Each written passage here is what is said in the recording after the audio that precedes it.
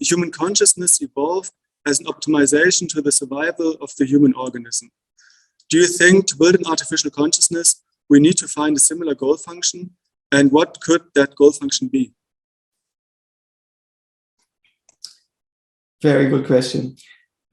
I like the idea that at the core there is a simple oscillator in some sense.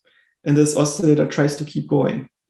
And then it has to maintain some kind of connection to the universe that allows the oscillator to keep going, which ultimately means that you have to walk around and you have to feed yourself and you have to maintain social relationships and so on and so on. So you can make the probability that this oscillator can go on higher and higher.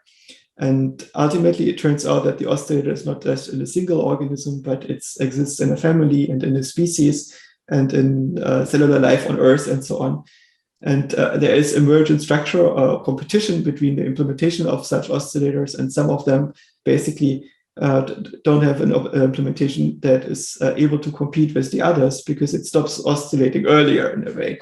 Right? So just this basic principle of going on and surviving could be sufficient as a driver, but not surviving on the individual level of the individual organism, because in the long run it could make sense that this oscillator is creating children that sacrifice themselves for it, right? And we are obviously such a species that is willing to create individuals that are willing to sacrifice themselves for something that is more at the core of basically this next level agent.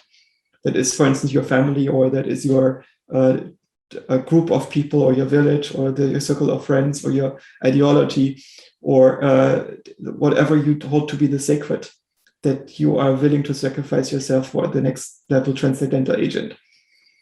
And in the same way as drones are willing, or worker bees are willing to sacrifice themselves for the hive.